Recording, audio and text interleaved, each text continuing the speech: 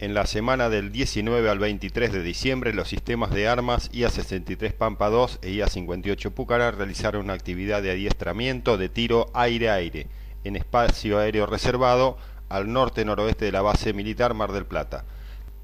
Esta actividad se encontró enmarcada en la fase de tiro aire-aire del curso de estandarización de procedimientos para aviadores de combate CEPAC 2022.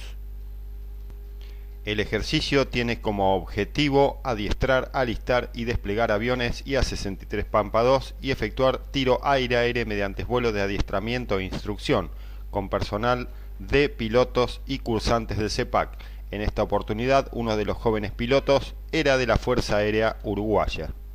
Las unidades de la Fuerza Aérea Argentina que participaron de este adiestramiento, desplegando aviones y personal, fueron la 4ª Brigada Aérea, 3ª Brigada Aérea, 7ª Brigada Aérea, Centro de Ensayos en Vuelo y la Base Aérea Militar Mar del Plata. Desplegaron pilotos, mecánicos, armeros, para rescates y logísticos.